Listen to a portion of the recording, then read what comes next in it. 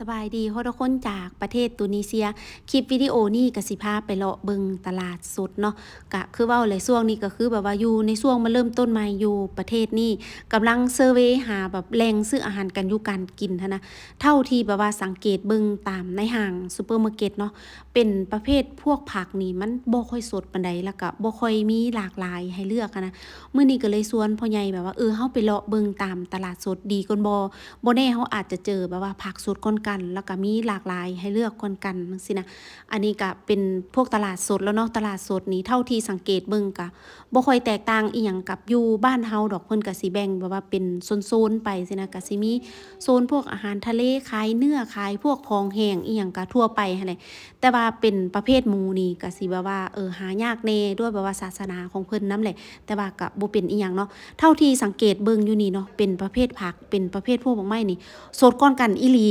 ถ้าเปรียบเทียบแล้วจากอยู่ในห้างซูเปอร์มาร์เก็ตน่ะบางไม้ก็ทั่วไปเลยทุกคนคล้ายๆคือบ้านเฮาหั่นล่ะแล้วก็ผักนี่คือกัน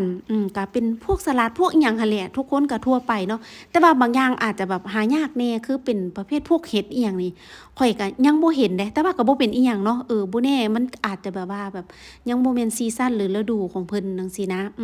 หั่นล่ะเลาะเบิ่งเฮาก็เลยพากันมาจบอยู่ห้านนี้เป็นห้านแบบว่าขายของ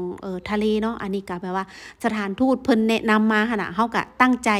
มาห้านนี้อยู่แล้วจังซี้นะเพิ่นว่าของมันสดคือกันคือแบบราคาอิหยังต่างๆเพิ่นก็แบบว่าจริงใจกว่ากันจังซี้นะเท่าที่แบบว่าคนพื้นที่แบบว่าแนะนำมาจังซี้นะเฮาก็เลยแบบว่ามาซื้ออยู่ห้านนี้เนาะ